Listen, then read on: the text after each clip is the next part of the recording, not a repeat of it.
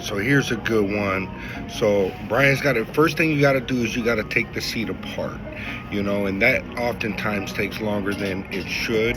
I have found that the impact drivers, you buy the sets of the drills, man, those things work great for getting the stainless bolts out of the rusted hardware. It's just, you got to be careful because it's easy to push.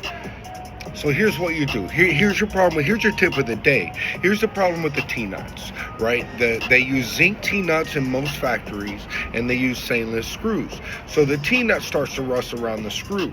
And when you use the drill or the impact driver, you're pushing too hard, so it pushes the T-nut out the bottom of the substrate, right? And then it just spins, and then you got to cut. You see them working it. So after we get all the hardware off, we pull the trim pieces off, throw those out. On a piece like this, that whole bottom part is covered by another piece, it goes on a captain's chair. You can't see any of it. There's no real reason to pull the staples out of that. I mean, I'm just like, I don't know. I know everybody on the videos are like, oh man, we pull every staple, but like, really? Like, I don't know. That doesn't seem like that's a good use of time. All right, so we pull the foam off of it. Now, that wood's kind of, but if they're not going to pay for it, we try to tell everybody, change it out to plastic now. And they go, oh, man, it's okay. It's always like old man in the sea. But you still got to prep it right, and he's pulling out all the staples from the inside, so it lays, so the your flap lays flat. If you watch them, all of those staples are going out. It's important to prep it right, because when you put it together, you want it to go real smooth. And the only way to do that is kind of start with a clean slate. He just using air to blow it off, which is a pretty good idea. So look, now he's taking it all off. Come on, you can't clown me on this one. He's taking every piece off of that thing. This is taking far longer than I thought for him to break down.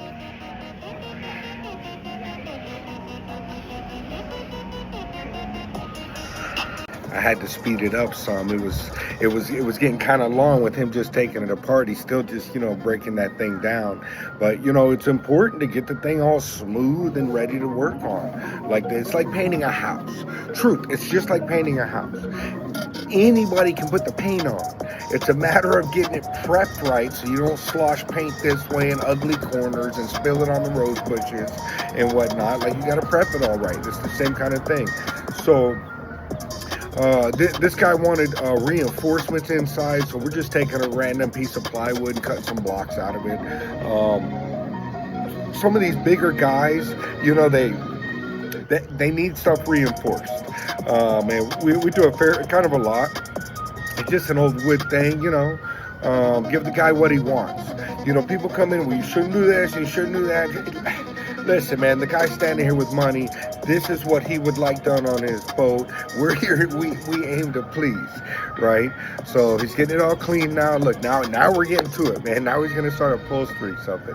I'm sorry, the prep, but the prep is important. It did take a long time in this video. All right, let's see what he's got. No, he's banging down all the whatever. Oh, those are the T-nuts. Oh, look, he's putting new T-nuts in now. We use stainless. When we put the new ones in, we typically use stainless. I'm not going to say I never bought the zinc ones before, but like the stainless is a whole lot better. So he's just checking to see that the foam actually fits, getting the corners right on it.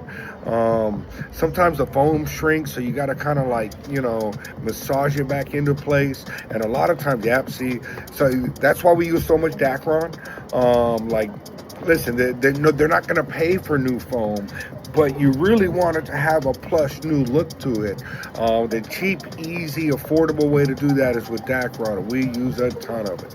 You got to also remember what we're working on. Like, this is not like a brand new Azimut.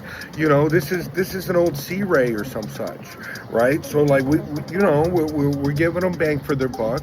And the Dacron, I'm a firm believer. I use so much of it. Now he's checking all the hardware. He's just making sure that the T-nuts work. It's a good idea to check all your T-nuts beforehand, because you know, you get done and you start screwing this thing on and you push one T-knot out or something, and man, it's a nightmare. So like, I'm always very big on like, check all your hardware beforehand, mock it up, set it in the boat. That's a whole different piece he's got there. All right, look, he's doing the inside line. He's getting it up. You know, I'm trying to make videos for you guys, man. Don't forget to like, subscribe, tell a friend. I said this is a nicer cushion, so we cut PVC on this one because, you know, they want to pay for it. It's got the flap inside. You know, that line that goes inside the cushion, that's the only thing to actually worry about. If you get that line straight, everything else, like, it doesn't matter. It can't go nowhere else. Even if your corners look bad and that, you work on that. But that line, man, that first piece you put in, like, it's got to be right on the money. I can't stress that enough. So, and then what I do is I'm not even looking at it. I'm just looking at my cord or my seam or whatever, and that's it. And that's it, you know, just get that part, the seam against the corner of the foam, get them in the same place. You're putting a square on top of a square. If you can do that right, it works out pretty good. It really does.